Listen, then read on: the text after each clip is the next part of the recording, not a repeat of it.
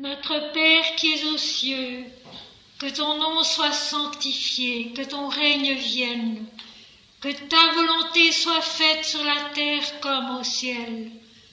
Donne-nous aujourd'hui notre pain quotidien.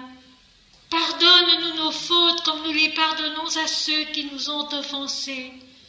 Ne nous laisse pas tomber dans la tentation, mais délivre-nous du mal, car c'est à toi qu'appartiennent le règne, la puissance et la gloire au siècle des siècles. Seigneur, merci. Seigneur, merci. Seigneur, merci. Seigneur, garde-nous des cœurs reconnaissants en Jésus-Christ. Gloire à Dieu au plus haut des cieux et paix sur la terre parmi les hommes en tout lieu. Gloire à Dieu au plus haut des cieux et paix sur la terre parmi les hommes en tout lieu. Seigneur, bénis tous tes enfants. Seigneur, bénis tous tes enfants. Que ta miséricorde et ta grâce descendent sur le monde entier. Seigneur, béni soit ton nom. Amen.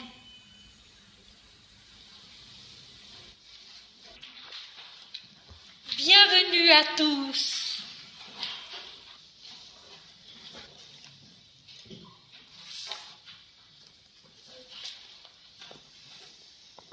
Nous abordons ce soir le début de notre 22e année de cours ici dans cette salle, dans cette même salle.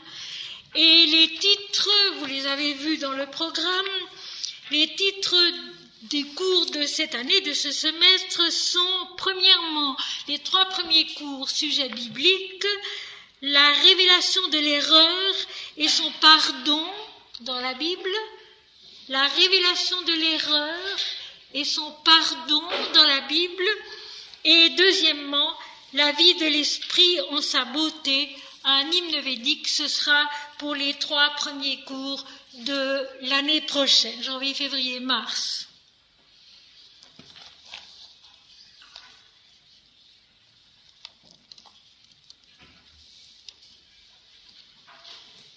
Commencerons par la lecture d'un poème tiré des Sentiers de l'âme, pages 16 et 17. Au-dedans de soi, Seigneur, sous la lampe de ton amour, mon âme s'ouvre et respire la paix. Elle est comme une fleur faite de ta substance. Comme un enfant que tu n'allaites pas, elle vit de ta vie et son souffle est le tien. Ô firmament secret d'un ciel démesuré, couleur de toute joie, musique émerveillée du silence qu'aucun son ne vient limiter. Si calme au fond de moi rayonne ton visage, ô Seigneur, et sans te voir, je contemple ce que tu es. Fais qu'à tes pieds je demeure sans force, animé seulement de ta joie. Comme un lent fleuve ébloui de ta gloire, la vie coule et s'étend sur l'infini. Je m'éprends des chemins qui sont ta fantaisie et des autels pieux qui gardent ton repos. Seigneur, comme une étoile, mon âme est ton regard. Aussi calme, aussi sûre, elle entre dans la nuit.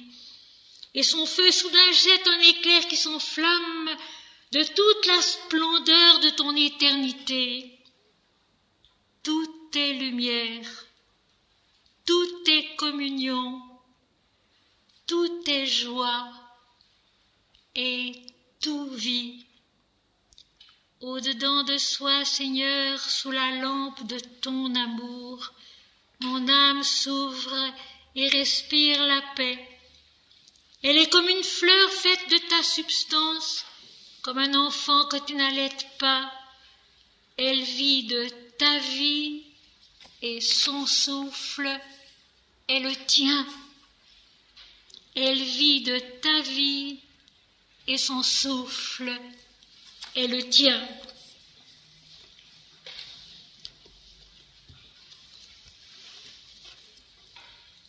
Comme nous l'avons fait ces dernières années, nous allons continuer l'étude, la lecture de l'Apocalypse, le dernier livre de la Bible. Je donnerai quelques explications d'introduction rapide car nous en sommes maintenant ici au chapitre 18 et un long chemin a déjà été fait. Et comme il est sorti il y a bien quelques années un livre intitulé Exégèse spirituelle de la Bible, Apocalypse de Jean, le début, je vais vous lire quelques phrases de l'introduction de cette étude de l'Apocalypse. À toutes les époques, les découvertes nouvelles, le développement de la pensée, des sciences, des arts, l'évolution de l'existence matérielle et des conceptions mentales font vaciller les principes de la foi établis. Il y a eu les ermites, les sorciers et les hérétiques du Moyen-Âge, les réformes, les conciles, le temps du rationalisme. Il y a maintenant l'essor prodigieux de la science, les perspectives immenses qu'elle offre à l'humanité. Et celle-ci met en doute, même en échec, plusieurs articles dans l'ancien credo. Un malaise profond, réel, divise les croyants, oppose l'intelligence à l'Église, voue la jeunesse à une poignante incertitude, à une désinvolture qui n'est autre que le travail d'une gestation spirituelle échappant au regard impuissant du mental, mais qui s'éprouve dans la sincérité de l'âme. La tradition religieuse se défend, tout en admettant qu'un assouplissement, qu'une modernisation s'impose. Avec raison, prêtres, pasteurs et théologiens se refusent à toucher au message qui est le fondement de la foi, parce qu'ils sont conscients de son origine et savent que l'entendement humain, si vaste et si riche soit-il, ne saurait le modifier sans danger, que l'homme est si loin, par sa nature, de la révélation divine, qu'il ne peut en juger sans risquer de s'anéantir lui-même. Entre parenthèses ceci, preuve en soi l'échec spirituel du communisme, dont pourtant plus d'un article était lucide et pleinement justifié. Mais il n'a fait en fin de compte que remplacer un égoïsme par un autre, une tyrannie par une autre, les abus décriés par d'autres abus, peut-être pires encore, anéantissant l'homme en ce qu'il possède de meilleur. Sa liberté spirituelle qui le transcende et le réalise au-delà de lui-même. Anéantissant l'homme en ce qu'il possède de meilleur. Sa liberté spirituelle qui le transcende et le réalise au-delà de lui-même. Et c'est ce travail-là de liberté spirituelle que nous faisons ensemble depuis 21 ans et que nous faisons pour commencer avec l'Apocalypse. De là viennent l'intolérance et la sévérité religieuse, l'intransigeance et la fidélité formelle aux textes qui sont les gardiens de notre connaissance de l'éternité. Les réformes authentiques viennent du Seigneur. Les réformes authentiques viennent du Seigneur. C'est donc l'introduction à l'Apocalypse, pages 22 et 23. Les réformes authentiques viennent du Seigneur, qui les engendre dans le cœur de l'humanité, par cette croissance intérieure irrépressible en laquelle l'univers naît à la transfiguration d'une création nouvelle. L'âme se révèle à elle-même dans sa propre incarnation, et celle-ci, par la passion d'un devenir miséricordieux, ressuscite à sa réalité originelle, retrouve le commencement qui la précipita dans l'expression matérielle de Dieu. Le Christ accorde aux hommes la vision de la vérité.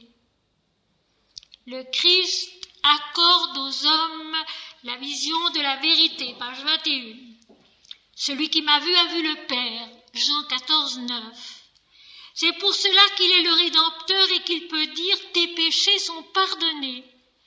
Celui qui voit le Christ en sa réalité divine, celui qui voit le Christ en sa réalité divine, retrouve le regard pur qui pressent l'absolu, la communion sacrée en laquelle l'homme et Dieu sont un.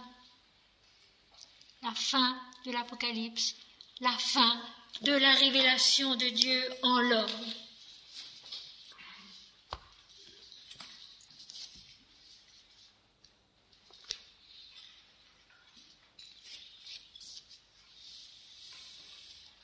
L'Apocalypse veut dire révélation. Elle est la révélation de Dieu en l'homme. Elle comporte 22 chapitres, dont les 5 premiers sont la révélation du cosmos divin, les 16 chandeliers d'or, au milieu desquels marche celui qui ressemblait à un fils d'homme. Et puis les chapitres 6 à 18, donc compris, sont les chapitres de la purification, les chapitres du long travail qui transforme l'homme et lui permet de renaître à la vision lumineuse de l'infini, à la vision de la vérité où, comme je viens de le lire, l'homme et Dieu sont un. Et puis, les chapitres 19 à 22 sont l'illumination suprême de la conscience incarnée qui, ayant dépassé tous les égoïsmes et tous les orgueils, toutes les erreurs et toutes les fautes, aborde finalement à la vision resplendissante de l'unité. Parce que l'unité, c'est la vie, la division, c'est la mort. Le chapitre 17 que nous avons traité l'an dernier était le mal démasqué dans l'extase, parce que l'Apocalypse est au fond une longue extase, un long travail dans la vision intérieure. Et le chapitre 17, c'était ce chapitre assez terrifiant qui dévoile des masques, on peut dire, dans la vision divine, le mal et par là triomphe de lui, l'efface. Le mensonge est effacé parce qu'il est remplacé par la vérité. Et le mensonge disparaît, le mal disparaît. Ils sont comme n'ayant jamais été. Ce sont des termes même de l'Apocalypse. Quand ce qui est juste, ce qui est vrai, ce qui est beau, ce qui est sûr, émerge de toutes nos hésitations, de toutes nos recherches, dans la prière qui se donne à Dieu, la vérité remplace le mensonge. La beauté, la perfection divine remplace le mal. C'est tout simple, le mal et le mensonge disparaissent. Et le chapitre 17 et le chapitre 18 sont intitulés « La chute de Babylone ». Et Babylone est dans la Bible, dans l'Apocalypse, la grande cité qu'est l'homme, la cité où domine l'orgueil, l'égoïsme, l'erreur. La chute de Babylone, en 2 chapitres, cette victoire sur l'ego, sur le moi individuel, qui jusque-là prenait toute la place, occupait toutes nos pensées, tous nos soucis, tous nos désirs, toutes nos démarches, toutes nos ambitions, pour aboutir à cet effondrement merveilleux. Elle est tombée, Babylone la Grande. Et à ce propos, je vais vous lire un poème de Sri Aurobindo. Un poème de Sri Aurobindo qui exprime cela merveilleusement aussi. C'est dans les 6 poèmes de Sri Aurobindo, le 2e, qui exprime justement cette fin, cette chute de l'illusion, de l'erreur, du mensonge qui nous trompe, qui nous rend aveugles à ce qui est vrai, c'est-à-dire l'unique, silencieux, comme dit Sri Aurobindo. Tout est aboli. Seul demeure l'unique, silencieux. L'esprit délivré de la pensée, le cœur pur de ressentiment, croissent désormais inexistants au-delà de la foi. Il n'est plus de moi, plus de nature, connus, inconnus. La ville, tableau d'ombre sans couleur, flotte et frissonne, irréelle. Des formes sans relief passent, moules creux d'un théâtre. Tel un rocher sombrant dans un abîme sans rivage, le monde a disparu. Seule l'éternité illimitable est là. Une paix prodigieuse, sans visage, immobile, remplace tout ce qui jadis fut moi. En elle un vide heureux, sans nom, silencieux, qui va mourir dans l'insaisissable ou tressaillir avec les océans de l'infini. Seule l'éternité illimitable est là, une paix prodigieuse sans visage, immobile, remplace tout ce qui jadis fut moi.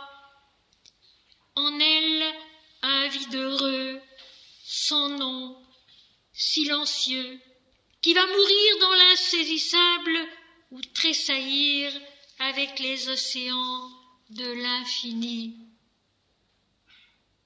Tel un rocher, sombrant dans un abîme sans rivage, le monde a disparu. Apocalypse, chapitre 18.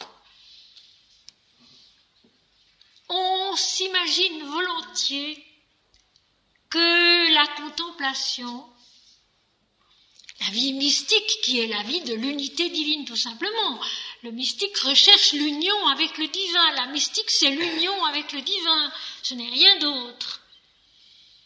On s'imagine volontiers que la vie spirituelle, la contemplation, la vie mystique sont immobiles, qu'il ne s'y passe rien. L'Apocalypse est là pour nous montrer le contraire, ça vous le savez déjà. Mais ce qu'on ne retient jamais assez, c'est que l'extase, la contemplation intérieure est un travail continu, incessant, qui, un pas après l'autre, nous fait monter les paliers de la compréhension, de l'intelligence, de la vision divine.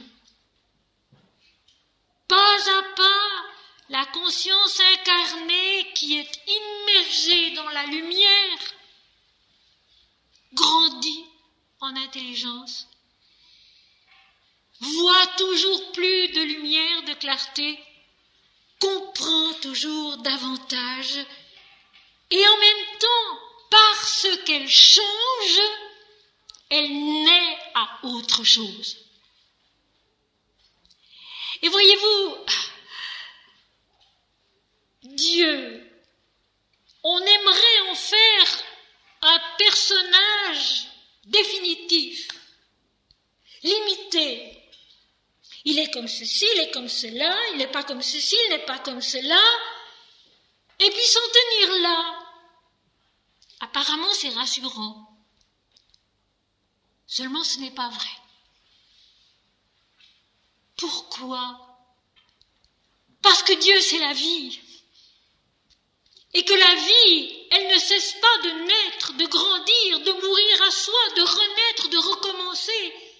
Et Dieu, c'est cela. Dieu, c'est tout cela.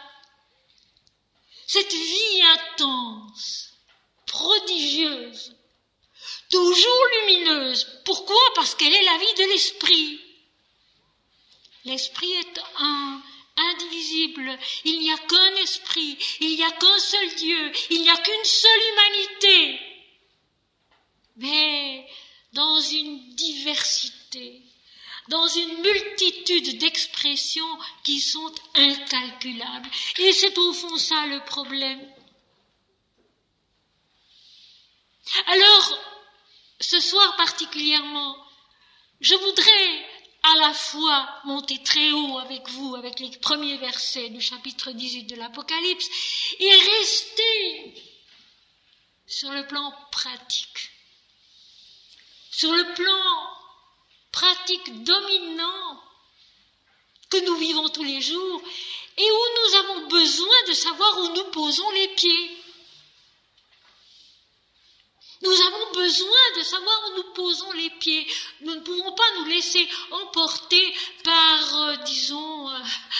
un émerveillement bienfaisant, alors que pas à pas, il y a autre chose à faire et pas à pas, il y a autre chose surtout à devenir. Alors tout à l'heure, en réfléchissant encore une fois de plus à ce chapitre 18 pour vous l'apporter ce soir, j'ai noté ceci. La conscience est submergée par la lumière révélatrice de l'esprit qui la transforme, non seulement dans l'extase, mais aussi et surtout lentement dans le pas à pas de la vie quotidienne. Notre changement pas à pas dans la vie quotidienne. Il faut qu'il se voie, ce changement. Il faut qu'il se sente, ce changement. Pour nous et pour les autres.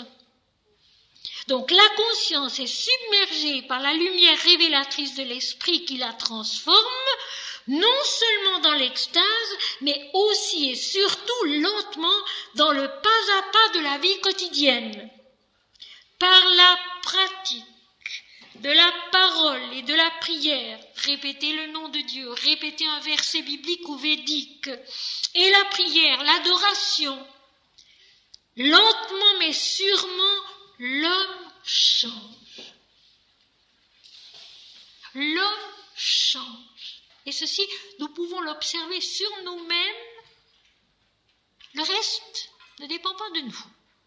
Le reste appartient à Dieu seul. Mais nous pouvons l'observer sur nous-mêmes. L'homme change. Et puis écoutez bien. Il devient bon. Il devient patient, généreux, doux, de la douceur des saints, secourable, efficace, de la perfection de Dieu lui-même. Ses actes sont justes, en union avec Dieu. Sa maîtrise de soi vient de l'amour pour Dieu et pour les hommes. Et je veux répéter parce que c'est extrêmement important. Ça, c'est l'Apocalypse dans la vie. Ça, c'est la révélation de Dieu dans la vie. Et parce que nous allons de plus en plus monter dans l'émerveillement de l'immuable, de l'ineffable, je voudrais justement garder les pieds sur la terre. Comme disait sainte Ursule du XIIIe siècle, je crois. Les pieds sur la terre, Dieu dans le cœur, l'éternité dans la tête. Les pieds sur la terre, Dieu dans le cœur et l'éternité dans la tête. C'est parfaitement vrai. Encore maintenant et pour toujours, par la pratique de la parole et de la prière. Et la pratique de la parole, c'est lire les textes sacrés, c'est essayer de les comprendre le plus haut possible, le mieux possible, du haut de Dieu et pas du bas de l'homme. C'est retenir quelques versets. Dieu est esprit, il veut être adoré en esprit et en vérité. Je suis la vérité et la vie, celui qui croit en moi vivra quand même il serait mort, etc., etc., etc. Dieu est amour. Ou alors un verset des Védas, lentement mais sûrement, par la pratique donc de la parole et de la prière, l'homme change. Et Mahananda Mahi, la grande sainte de l'Inde qui nous a quittés il n'y a pas tant d'années, disait si après vos exercices spirituels vous n'êtes pas changés, c'est qu'ils n'étaient pas vrais.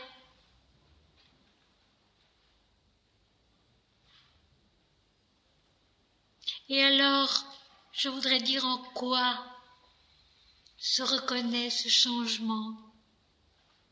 Il devient bon.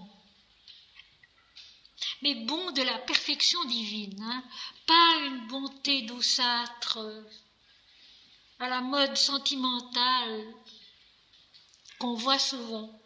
Bon, c'est-à-dire vrai, juste, droit. Tu marcheras avec droiture devant l'Éternel, ton Dieu. C'est tout ce que l'Éternel demande, mes amis. L'Éternel ne demande pas à Abraham et aux prophètes de se prosterner devant lui, pas du tout. C'est le diable qui le demande. C'est Satan qui demande cela, mais pas l'Éternel. L'Éternel dit simplement, tu marcheras avec droiture devant l'Éternel, ton Dieu. Donc bon, c'est-à-dire vrai, authentique, parfait, patient, généreux, doux, de la douceur des saints qui est la plus grande force au monde, secourable, efficace de la perfection de Dieu lui-même. Ses actes sont justes en union avec Dieu, sa maîtrise de soi vient de l'amour pour Dieu et les hommes. Sa maîtrise de soi vient de l'amour pour Dieu et des hommes. La maîtrise de soi, mes amis, ce n'est pas une contrainte. C'est un épanouissement dans l'amour.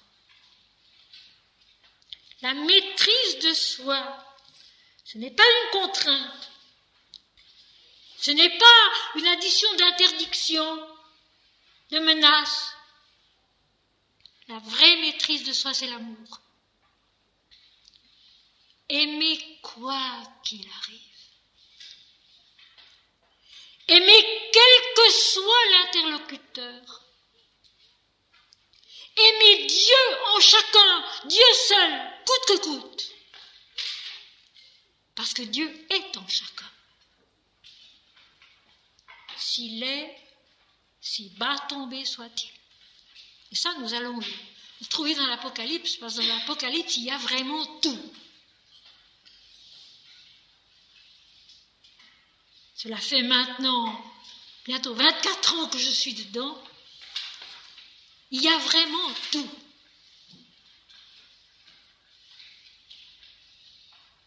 Mais ce tout, il faut l'accepter.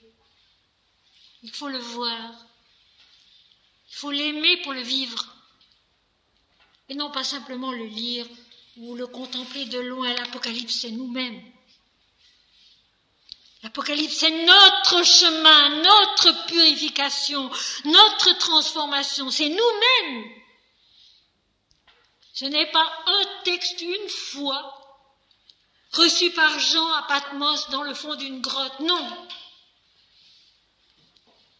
L'Apocalypse, c'est nous-mêmes. Nous-mêmes à chaque pas. Difficile. Long quand on pense qu'il a fallu les chapitres du 6e au 18e compris pour toute la purification, pour tout le cheminement qui peu à peu fait émerger la conscience incarnée, la conscience de l'homme dans la lumière de la vérité, la lumière de l'esprit. Et puis n'oublions pas qu'au chapitre 8 déjà, le ciel s'ouvre et apparaît l'autel d'or. Et que c'est dans cette vision-là que tout le reste se révèle. Dans cette vision du ciel ouvert, du tabernacle ouvert, du trône et de l'autel d'or avec l'ange qui tient un encensoir d'or. Et c'est quoi tout ça? c'est l'adoration parfaite. C'est dans l'adoration parfaite que se déroulent toutes les révélations des chapitres qui suivent. Donc 10 déjà, puisque nous arrivons au 18e. Chaque fois, la conscience comprend quelque chose, reçoit plus de lumière, grandit dans plus de connaissances vraies et change. Change un peu plus. Voulez-vous vous rappeler de ce mot changer? Parce que le monde doit changer. Ça, vous en êtes tous persuadés comme moi. Ça, vous en êtes tous persuadés comme moi. Ça ne peut pas continuer comme ça. Le monde doit changer. Mais le monde ne peut changer que si l'homme change. Que si chaque petit individu dans son coin change. Le vieux cantique de l'école du dimanche. Brillons, brillons bien, toi dans ton coin sombre et moi dans le mien. C'était tout simple et c'était tellement vrai. Brillons, brillons bien, toi dans ton coin sombre et moi dans le mien. Or, il y en a des coins sombres dans le monde aujourd'hui, où la moindre petite lueur ferait tant de bien, où la moindre petite compréhension faite d'amour ferait tant de bien. S'il est une chose dont le monde actuellement a une soif démesurée, c'est de l'amour. Mais du vrai, pas de tous ces cœurs qu'on dessine partout et qui me font horreur. L'amour vrai, discret,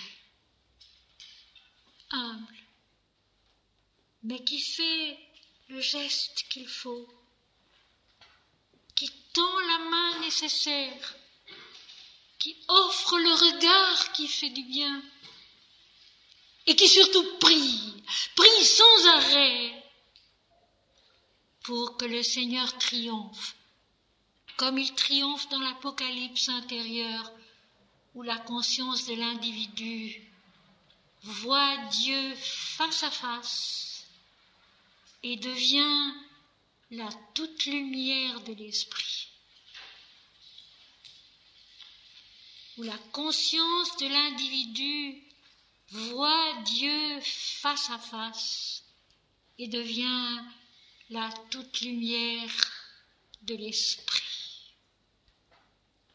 Et vous voyez que l'Apocalypse, ce livre incompris, méconnu, presque interdit à l'occasion, devient le sauveur dont nous avons besoin.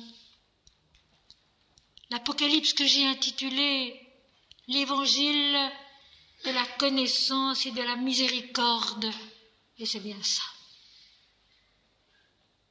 Le chemin intérieur de l'homme à la rencontre de Dieu, guidé par Dieu, par les anges qui sont les messagers de la lumière. Alors voici le premier verset du chapitre 18. Après cela, et presque tous les chapitres commencent ainsi, après cela, je vis descendre du ciel un autre ange qui avait une grande autorité, et la terre fut éclairée de sa gloire. Je vous disais tout à l'heure que l'extase est un travail, et c'est vrai. Après cela, un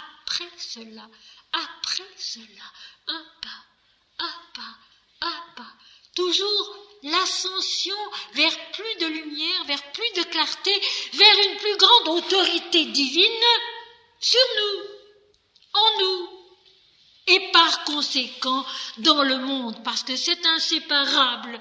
Et je le répéterai toujours, parce qu'on ne le répète jamais assez. Nul n'est pieux, n'est sincère, ne cherche Dieu pour soi-même.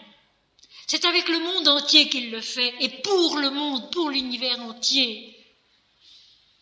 quand notre désir de connaître Dieu est vrai, il l'est non pas pour nous, mais pour le monde entier. Et dans la vision, dans l'extase, dans cette phrase que je viens de lire, ce n'est pas quelqu'un qui reçoit l'ange, la lumière de l'ange et son autorité, c'est le monde entier en la personne qui reçoit à ce moment-là la lumière de l'extase. Ma petite prière que je répète jour et nuit et qui est tellement bienfaisante, non pas moi Seigneur, mais toi seul. Non pas moi Seigneur, mais toi seul. Ma petite prière que je répète jour et nuit et qui est tellement bienfaisante. Après cela, après ce chapitre 17, où le mal est vraiment démasqué, la prostituée, celle qui est vendue à l'orgueil, à l'égoïsme, à la luxure, à l'avidité, à l'envie, etc., etc. Le mal démasqué, le mensonge démasqué, parce qu'elle se dit la reine de la terre, c'est elle qui règne sur les peuples, sur les rois de la terre. Le mensonge, le mal démasqué, et par conséquent détruit. Mais détruit dans l'extase par la lumière de l'esprit. N'oublions pas, c'est pas l'homme qui détruit. Attention! L'homme croit toujours qu'il fait tout. L'homme croit toujours qu'il doit tout faire. Ce n'est pas vrai.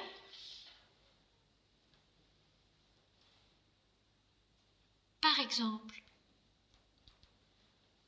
le renoncement, le détachement, le dépouillement de soi, ce n'est pas nous qui devons en décider. Faire le choix de ce que nous voulons laisser, ce à quoi nous voulons renoncer, ce n'est pas nous.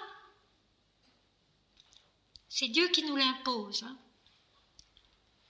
Et ce n'est pas forcément ce que nous voudrions. Le renoncement, le détachement, c'est Dieu qui l'impose, ce n'est pas nous. Les gens qui renoncent au monde et qui s'en vont, etc., je m'aperçois de plus en plus que c'est un grand mensonge, c'est une grande tricherie. C'est une grande tricherie. Les gens se fourvoient complètement en s'illusionnant, en pensant qu'ils ont tout quitté pour chercher Dieu. Ce n'est pas vrai. Ils retrouvent là où ils vont, dans un ashram ou ailleurs, les mêmes problèmes, les mêmes imperfections, les mêmes obstacles au fond d'eux-mêmes parce qu'ils ne les ont pas surmontés. Où l'on est? Il faut considérer que nous sommes placés là par Dieu.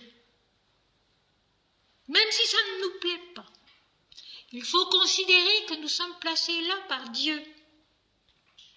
Pour y faire un certain travail, d'une certaine manière, même si c'est dur, même si ça nous coûte beaucoup, même si ça semble aller à l'encontre de ce que nous sommes et de ce que nous aimerions et qui est beau.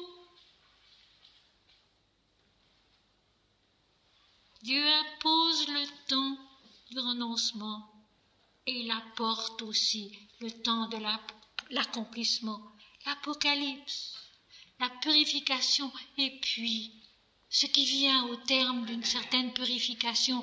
Et Sri Aurobindo, le grand maître de l'Inde, l'a dit tellement justement.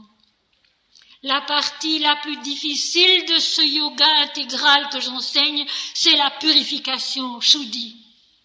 Et cette purification, elle n'est jamais finie. Après le triomphe sur le mal, sur le mensonge, après cela, je vis descendre du ciel, donc du haut de la lumière de l'esprit, du haut de Dieu, parce que le ciel dans l'Apocalypse c'est toujours ça, ce ciel ouvert dans lequel il y a l'autel d'or, l'adoration parfaite et le trône de Dieu, mais dont il n'est pas dit que Dieu est assis sur le trône, il y a seulement le trône qui est le centre de la méditation. Le centre qui va révéler Dieu, mais Dieu n'est pas encore vu sur le trône, il n'est pas encore assis sur le trône. Et c'est important ces petits détails-là. Il faut les voir. Je pense en effet qu'il fallait être poète pour aimer l'Apocalypse et pour la comprendre vraiment, je pense. Parce qu'il faut beaucoup d'imagination aussi. Une imagination qui se soumet à l'autorité divine et à l'amour de Dieu. Je vis descendre du ciel un autre ange, donc un nouveau message de la lumière. Angelos en grec, c'est le messager. Et l'ange, c'est le messager lumineux qui vient de la part de notre âme, qui est lumineuse et qui va nous révéler quelque chose. Un autre ange, donc, un autre élément lumineux qui va nous apprendre autre chose que ce qui a été appris jusque-là, dit ces chapitres, qui avait une grande autorité, donc il est plus puissant encore que les anges précédents. Il apporte l'autorité divine incontestable dans la conscience incarnée qui contemple, qui prie, qui garde la parole, qui répète le nom de Dieu et qui essaye de grandir en esprit et en vérité, qui avait une grande autorité. Non pas moi Seigneur, mais toi seul. Un point c'est tout. Pas de mes jeux, un point c'est tout. Non pas moi Seigneur, mais toi seul. Un point c'est tout. La grande autorité de la lumière de l'esprit, de l'ange. Et la terre fut éclairée de sa gloire. Et alors ce malheureux mot gloire, qui vient toujours dans la traduction de la Bible en français, et qui traduit mal le doxa grec, qui est au fond le jugement juste. La vérité donc. Et la terre fut éclairée de sa vérité, qui est glorieuse, d'accord, mais de sa vérité d'abord. La gloire n'est pas forcément vraie, la vérité est forcément glorieuse. Vous sentez?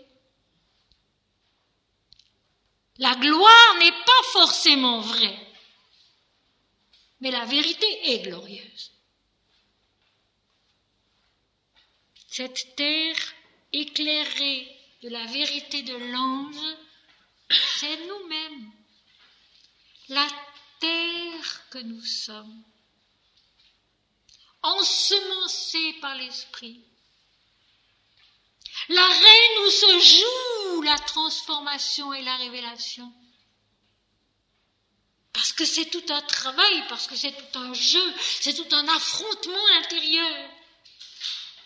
Le sol sur lequel s'appuie, la base sur laquelle s'appuie la méditation qui monte, la consécration qui se donne, l'adoration qui s'abandonne à Dieu.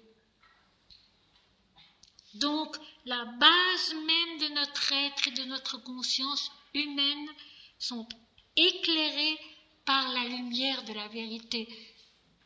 Est-ce que ce n'est pas beau?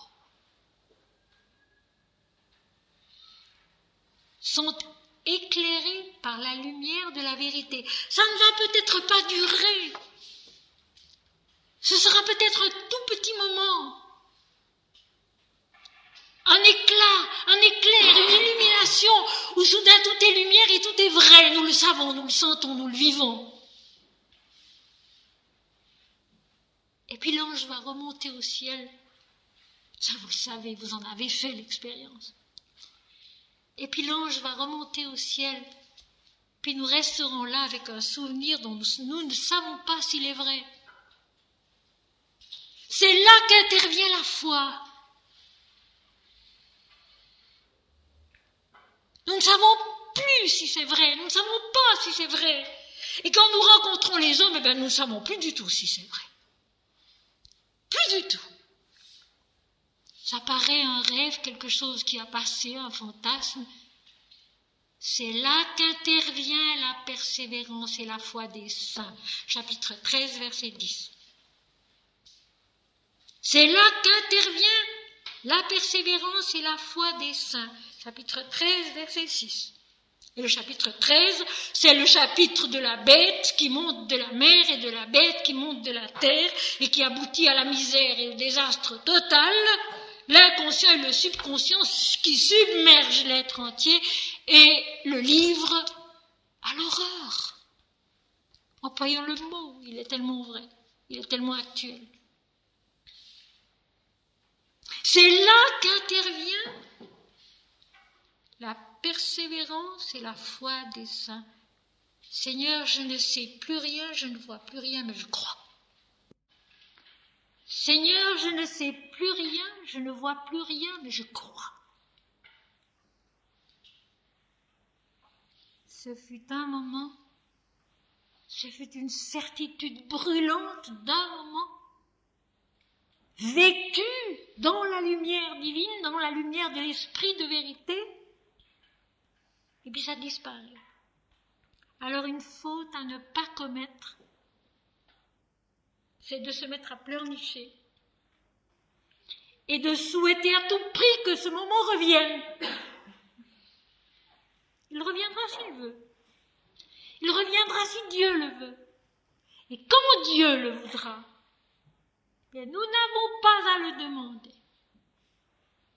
Il a été, il est, et il va agir en nous.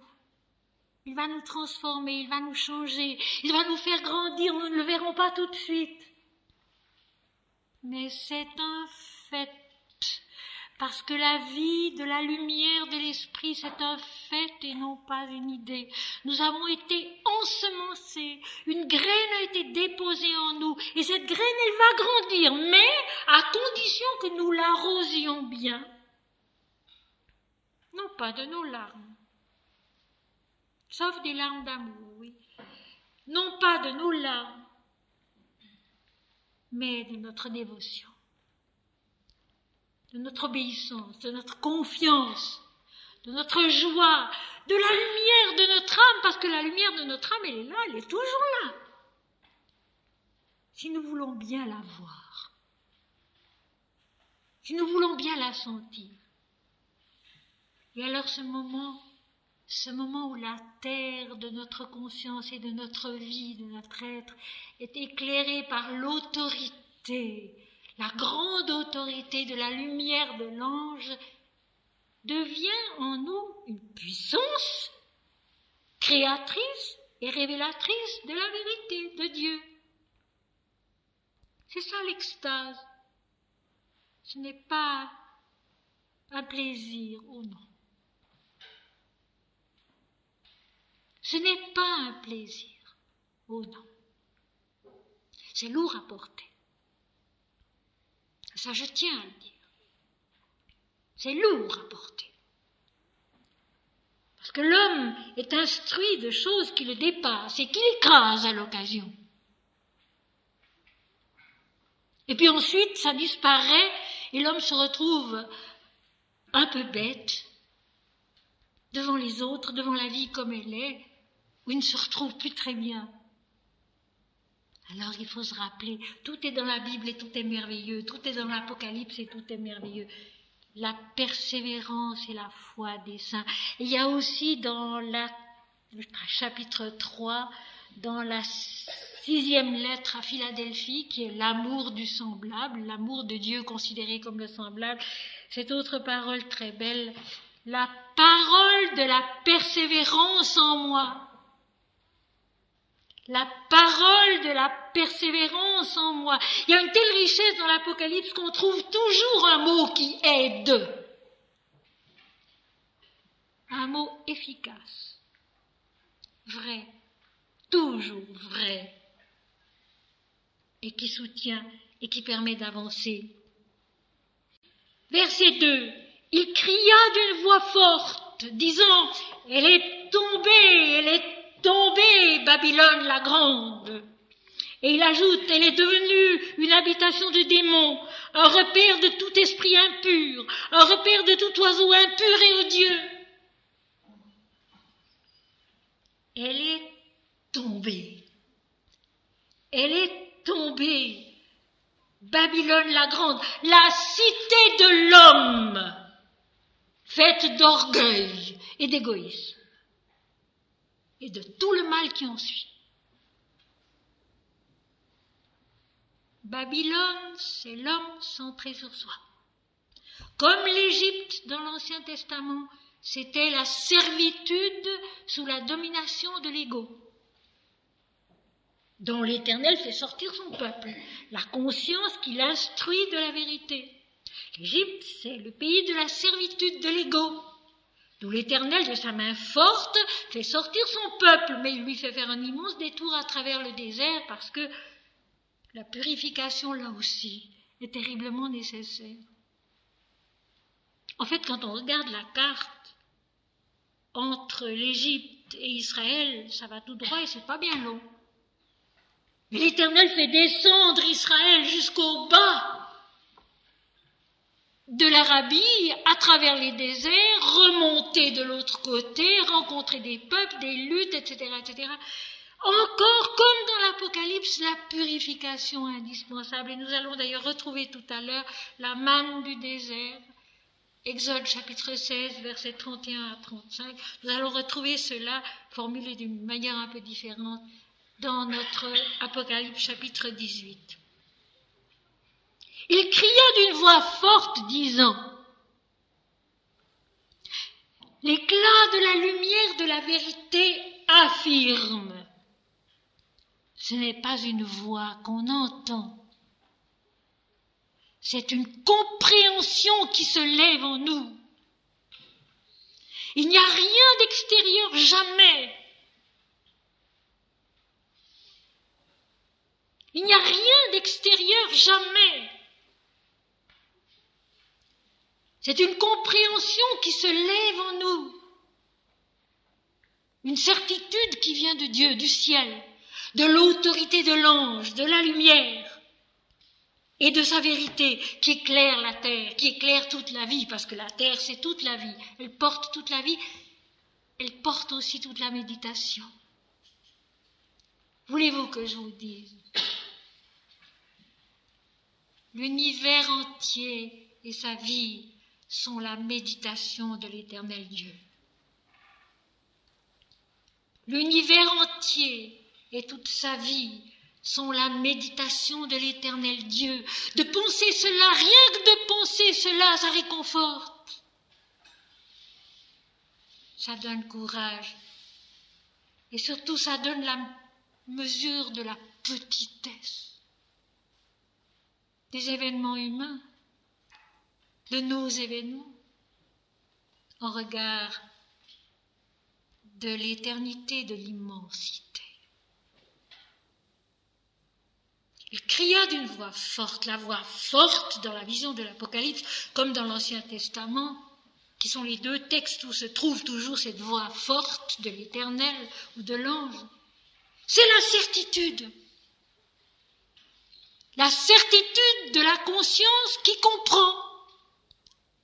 Et il n'y a plus de place en elle pour le doute. Et il n'y a plus de place en elle pour le doute. Et dans la suite de son cheminement sur la terre, il s'agit de ne pas oublier la persévérance et la foi. Mais la certitude a été là. Dieu est. Son autorité, sa lumière, sa vérité. Il crie, il affirme en nous. Il nous donne la certitude puissante, forte. Elle est tombée, Babylone la grande cité de l'homme. L'homme est toujours comparé à une cité dans les textes sacrés. La Jérusalem ancienne, c'est l'homme. La Jérusalem nouvelle que nous allons trouver au chapitre 21 de l'Apocalypse, c'est l'homme transfiguré. L'homme est une cité complexe, puissante, riche, opulente.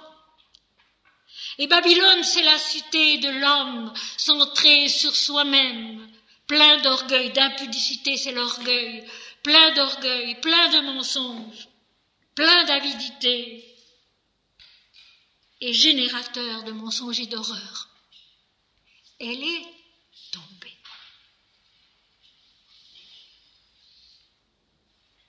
C'est vrai, mes amis, qu'à force de prier, qu'à force de chanter le nom de Dieu, qu'à force de se répéter des petites phrases des textes sacrés,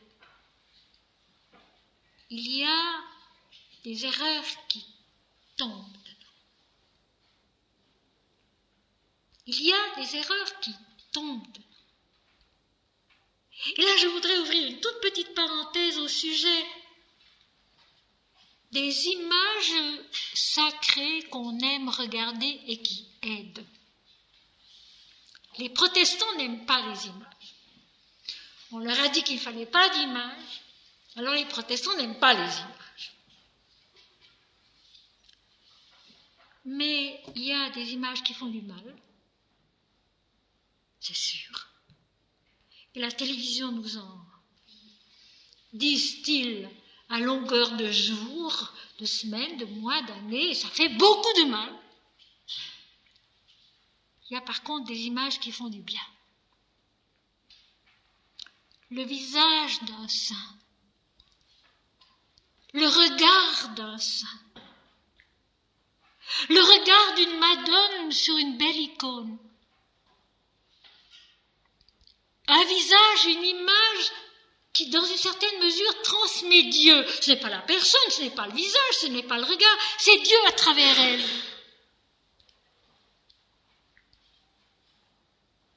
Ça peut aider beaucoup. Ça peut soutenir beaucoup. Et par expérience personnelle, je peux dire que bien souvent, quand je n'en peux plus, pour une raison ou pour une autre, c'est devant l'image de Sri Aurobindo, ou devant l'image de Mahananda Mahi, que je retrouve la force d'aller de l'avant. Leur regard d'ailleurs change. C'est très curieux. C'est comme s'ils devenaient vivants et qu'à ce moment-là, ils nous disaient quelque chose par une expression particulière. Et d'ailleurs, on dit bien des icônes, que ce n'est pas nous qui les regardons, c'est elles qui nous regardent. On dit bien des icônes. Ce n'est pas nous qui les regardons, c'est elles qui nous regardent. Et qui nous révèlent quelque chose, qui nous apportent quelque chose, qui nous apprennent quelque chose, qui soulagent, qui soutiennent. J'oublierai jamais. J'étais debout dans ce que j'appelle ma chambre haute, il y a bien des années, où j'étais beaucoup moins sûre, si vous voulez, de certaines choses que je le suis maintenant. Et j'avais reçu une lettre assez déroutante de quelqu'un en qui j'avais confiance. Je lisais cette lettre qui me paraissait fausse, mais comme je respectais beaucoup la personne, je me disais que c'était peut-être moi qui me trompais. Et pourtant, au fond de moi-même, je savais que cette lettre, elle n'était pas juste. Elle venait de l'ego, elle venait d'un immense orgueil, elle venait de tout ce que vous voulez, mais elle n'était pas juste. Mais ça, comme j'avais un grand respect, un grand amour pour la personne en question, je ne voulais pas l'admettre d'emblée. Et j'étais debout dans ma chambre, et un peu derrière moi, dans un coin de la chambre, j'avais sur ce que j'appelle mon autel, un grand portrait du Maharshi. Le Maharshi, ce grand Jnanine de notre époque, dont le regard merveilleux et tellement profond et tellement lumineux, disait, on pouvait, disait-on, changer la vie d'un homme. Et je me suis retournée sans savoir pourquoi et j'ai rencontré ce regard. Et toute l'influence de la lettre est tombée. Je savais que c'était faux et que c'était ce que je pensais moi qui était juste. Un seul regard. Mais ce regard, il fallait pouvoir le rencontrer. Or, le Maharshi n'était pas à Saint-Pré, et d'autre part, le Maharshi était mort depuis longtemps. Ce regard, il fallait pouvoir le rencontrer. Alors, bien heureuses les images, bien heureuses les icônes, bien heureuses les photographies qui nous donnent ces yeux-là. Pour retrouver la certitude perdue, pour retrouver le courage en train de s'évanouir.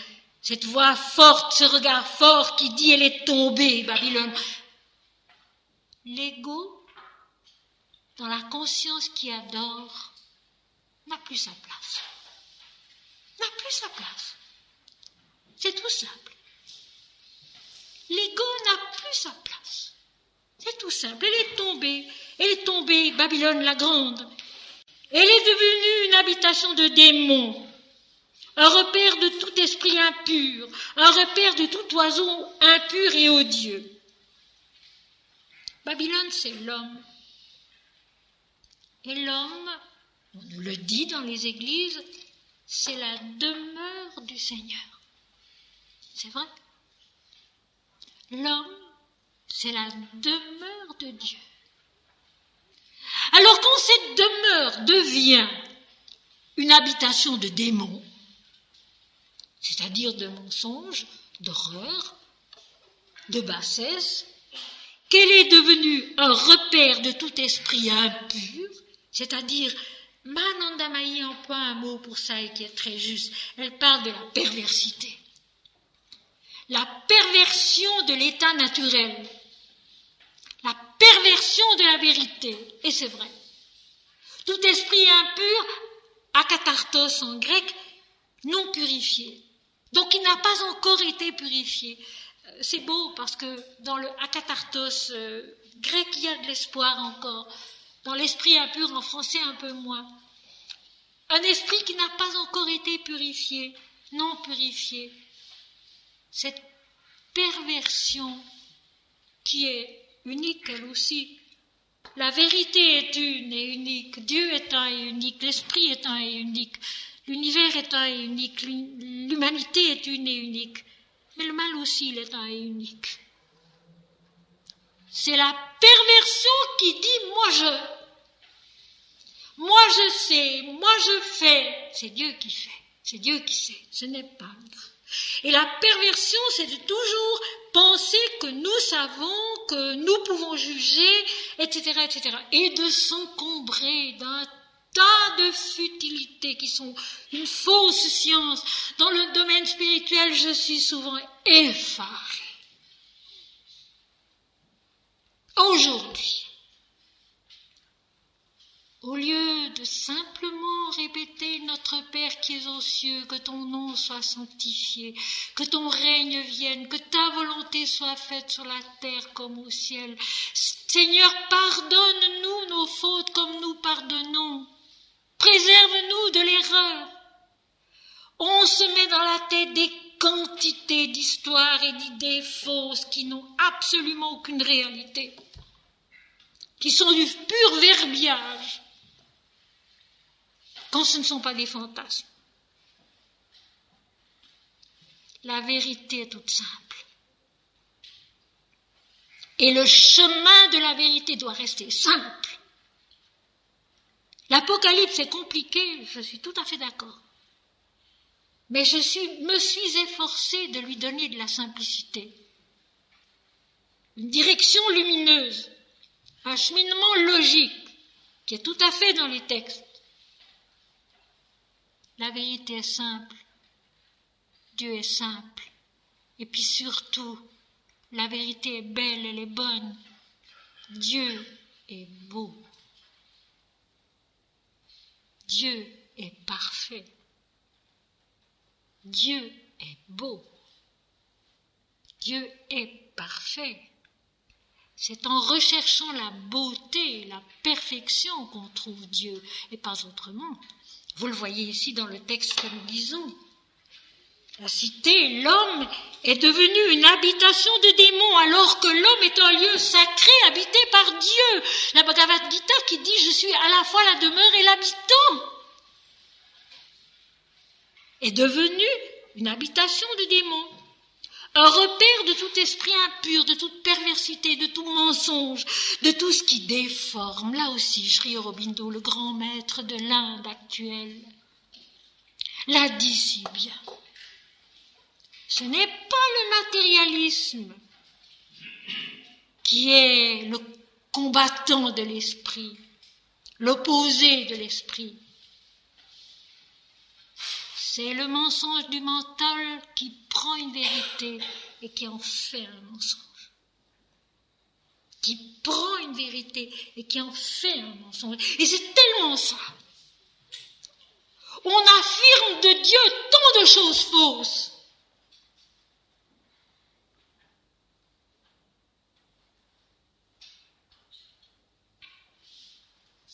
C'est toujours le plus beau,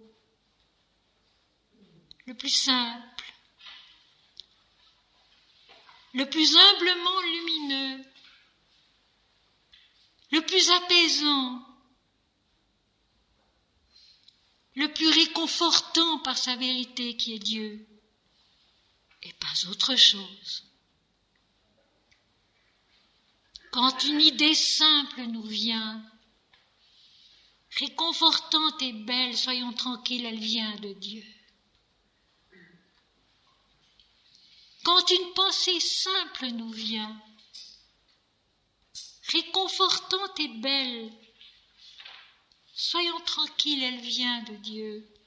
Quand c'est compliqué, alambiqué, méfions-nous. Quand un geste simple nous vient, aimant, réconfortant, apaisant, soyons tranquilles, il vient de Dieu et non de nous. Et puis surtout, disons-nous toujours, ce n'est pas moi. Ce n'est pas moi, Seigneur, c'est toi. C'est toi seul, ce n'est pas moi. Moi, je n'ai rien fait. La fin des sentiers de l'âme, toi seul qui as tout accompli. Toi seul qui as tout accompli. Et ici, dans l'Apocalypse, c'est l'Éternel, c'est l'ange, c'est la lumière qui accomplissent et qui révèlent que l'homme, au lieu d'être le lieu sacré qui contient Dieu, la lumière, la vérité, il est devenu une habitation de démons, un repère de tout esprit impur et un repère de tout oiseau impur et odieux. Alors ça, c'était tout de même un peu curieux, j'ai cherché. Alors, homemnon, en grec, c'est un oiseau noir. En général, l'oiseau, dans l'Apocalypse et dans les textes sacrés, notamment l'aigle, c'est l'âme dont les grandes ailes étendues conquièrent l'immensité lumineuse du ciel. Mais ici, les oiseaux impurs et odieux, haïs, méprisables, dit le grec. Alors donc, memnon, des oiseaux noirs. Eh bien, qu'est-ce que c'est que ces oiseaux ? Eh bien, ce sont nos pensées qui volent trop bas. Ce sont nos pensées qui volent trop bas. Et nous savons très bien que c'est vrai, ça. Il suffit d'observer un peu et on s'aperçoit que très rapidement, nos pensées volent très très bas et toujours plus bas si on n'y fait pas attention.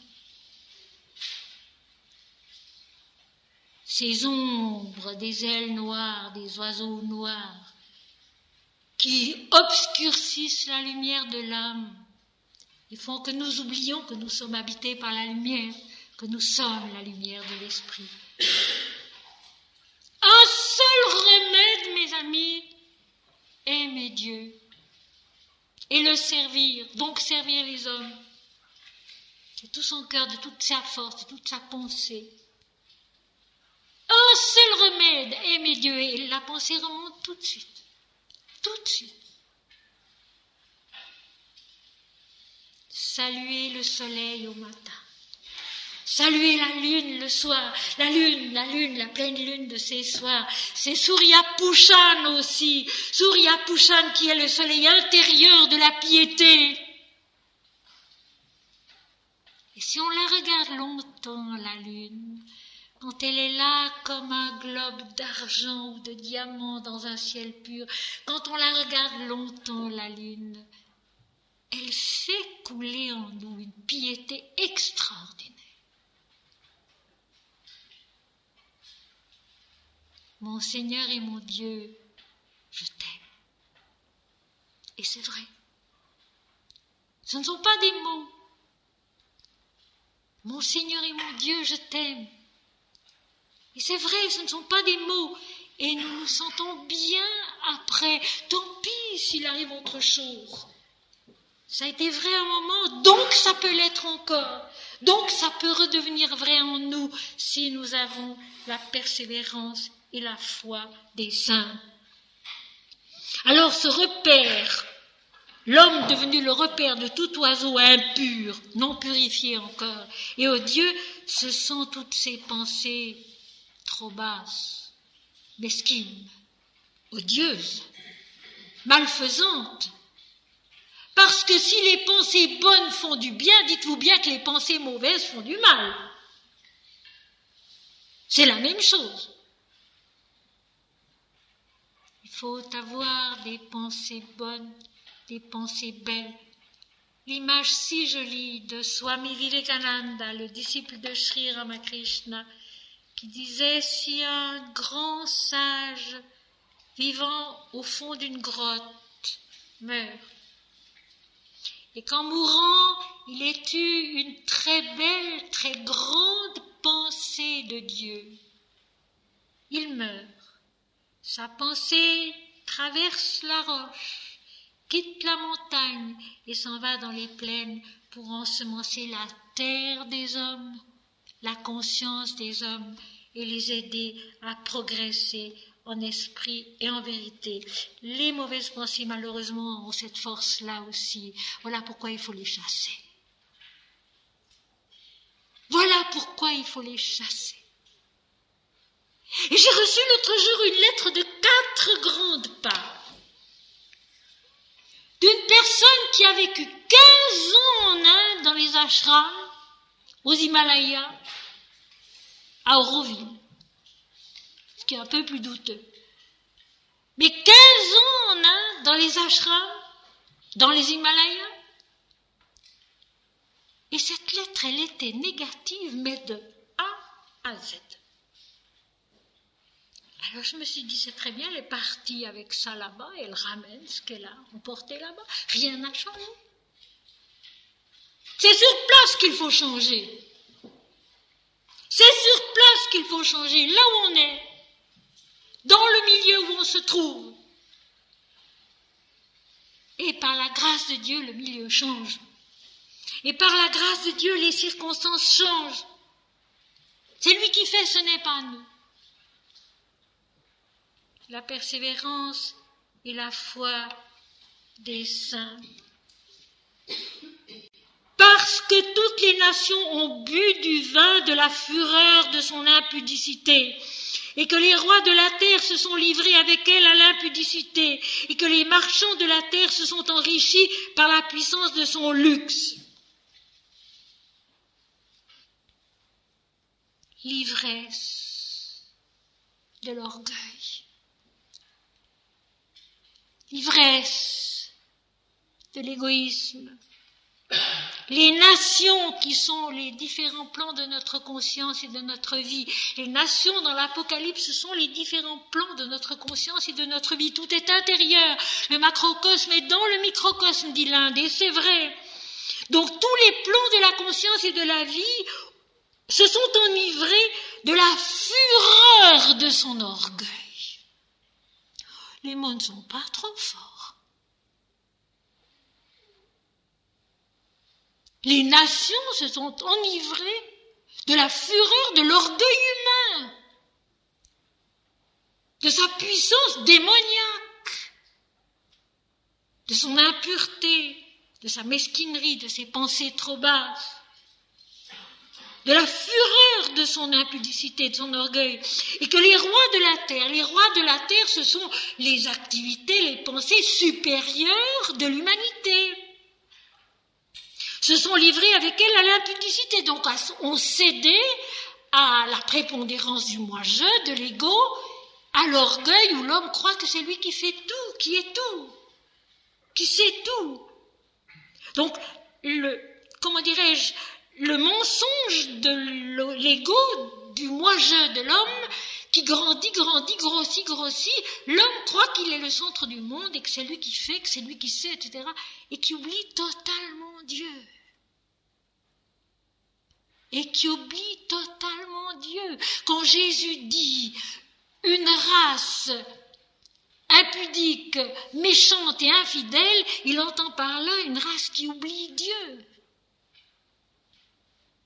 qui cède à cet orgueil grandissant de l'homme qui est roi, bien sûr, dans bien des domaines, qui est capable d'activités supérieures, de pensées supérieures, mais quand il oublie de se dire c'est Dieu qui a fait, c'est Dieu qui fait, et moi là-dedans je ne suis que le serviteur, il devient ce roi qui a cédé à l'impudicité, à l'orgueil, et à l'orgueil de cet ego qui est le centre de tout.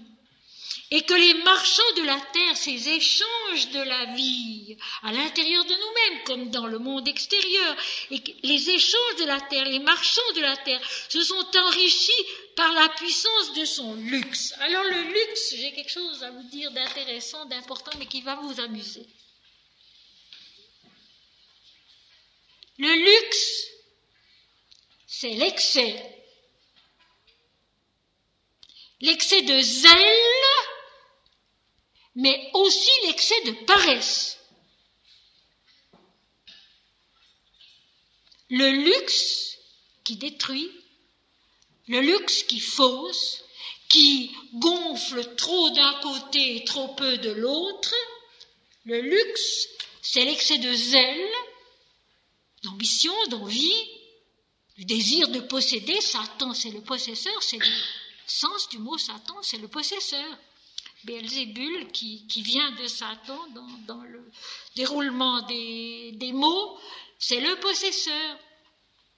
Le marchand qui devient avant tout celui qui est avide de posséder et qui se sont aussi enrichis par la puissance de son luxe, de son excès. Il y a l'excès de zèle dans la recherche de la richesse, de la puissance, mais il y a aussi l'excès de paresse. Le luxe de la paresse, tamas pour les hindous, qui est le pire des maux selon les hindous. La paresse, l'absence d'effort dans la bonne direction. L'absence d'effort dans la bonne direction.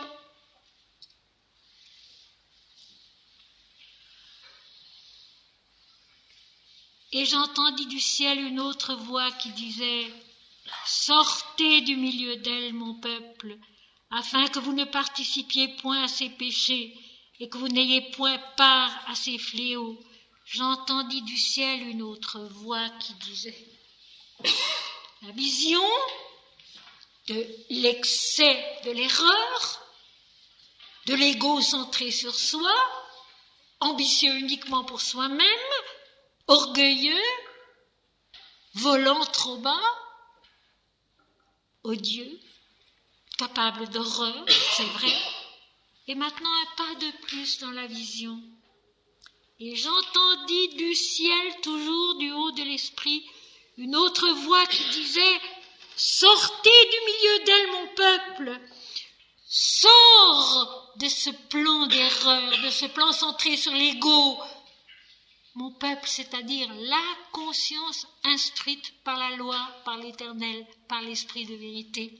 Il y a en nous un plan de conscience qui est malgré tout instruit.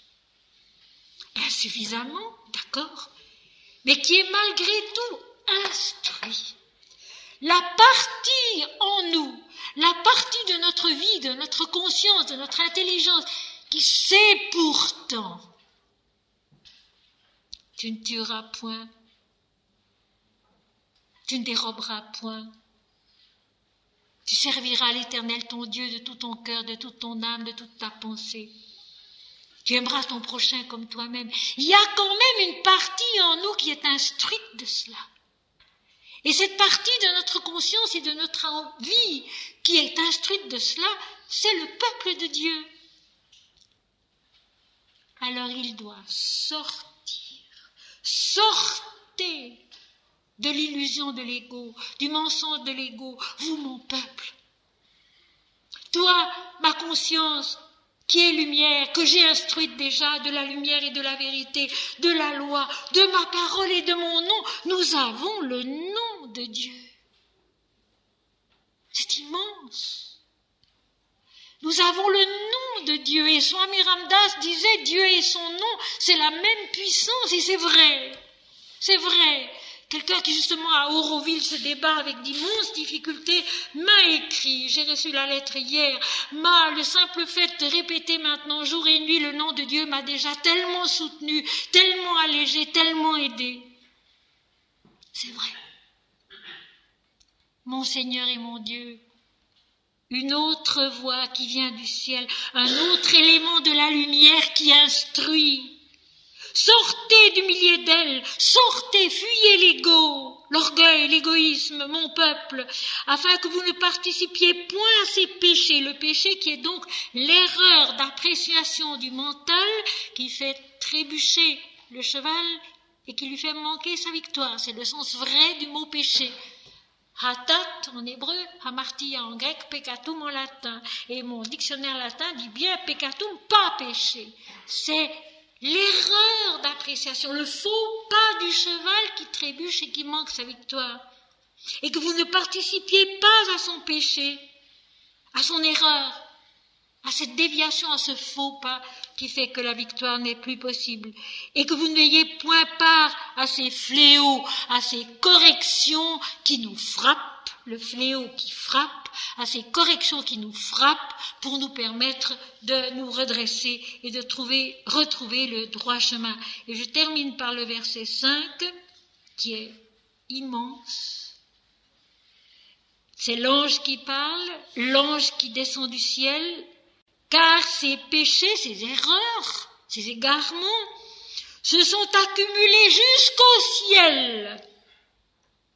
Et Dieu s'est souvenu de ces iniquités, ces péchés, ces erreurs qui se sont accumulés jusqu'au ciel. Ça veut dire ceci, Dieu lui-même est devenu faux. Dans la conscience incarnée, imbue d'elle-même, pleine d'elle-même, ne pensant qu'à elle-même et ne vivant que pour elle-même. Dieu lui-même est devenu faux, et ça nous savons que c'est vrai. Dieu brandit comme un étendard pour justifier des actes horribles. Tout est devenu faux, Dieu lui-même est devenu faux. Ces péchés, ces erreurs se sont accumulés jusqu'au ciel et Dieu s'est souvenu de ses iniquités. Dieu, c'est le seul barrage. C'est le seul barrage qui peut arrêter le mal. Parce qu'il se souvient des erreurs, il en est le seul juge. Le juge puissant et juste, dira le verset 8. Il en est le seul juge, il est le seul capable d'en juger, d'établir exactement ce qui en est, ce qui est faux. Mais là, tout est devenu faux, parce que l'orgueil seul règne dans toute sa férocité. Parce que l'orgueil, l'égoïsme du moi individuel règne dans toute sa férocité. Et le seul barrage qui peut l'arrêter, c'est Dieu. Je relis ce verset 5. Car ces péchés se sont accumulés jusqu'au ciel, donc jusque tout en haut, tout est devenu faux. Et Dieu s'est souvenu de ses iniquités. Dieu lui-même a été rendu faux. Et Dieu qui est la vérité inaltérable, immuable, arrête le mensonge et va le refouler. C'est ce que nous verrons la prochaine fois.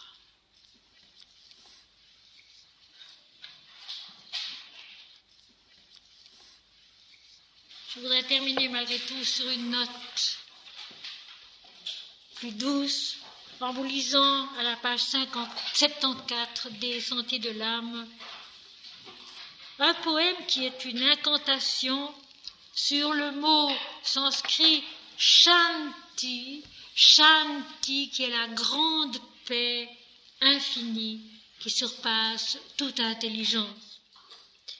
Paix, paix, paix infinie, auguste chant des blés, lourds épis ondoyants que le jour auréole, lumineuse ferveur active et sans parole, paix, paix, paix infinie, auguste chant des blés, paix, sereine beauté du temple universel, enchantement pieux des rythmiques profondes, harpe simple et diverse où s'accordent les mondes, paix, sereine beauté du temple universel, paix, silence éveillé que diffuse l'amour, silence. Ô lent réveil de l'âme qui s'exprime et monte irradié au sommet de l'ultime. Paix, silence éveillé que diffuse l'amour. Silence, embrasement divin, geste mêlé. Silence, où la pensée assouvie et l'écume blanche aux bords inconnus de l'océan sans brume. Paix, paix, paix infinie, auguste chant des blés.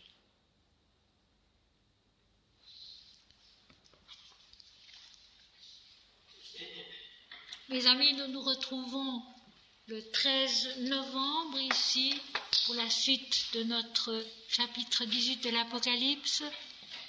Jusque-là, je vous souhaite à tous et à chacun une bonne route.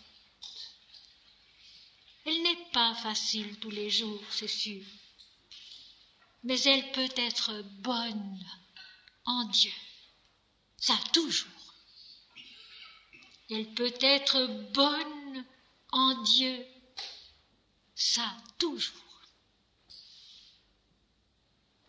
Parce que Dieu est celui qui ne manque jamais, qui ne trahit jamais, qui ne trompe jamais, qui nous porte, qui nous soutient, qui nous guide, qui nous éclaire aussi quand nous en avons besoin.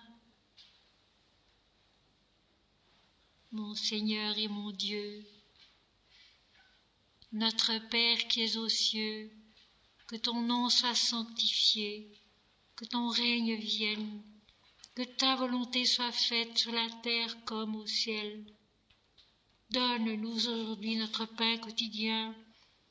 Pardonne-nous nos fautes comme nous les pardonnons à ceux qui nous ont offensés.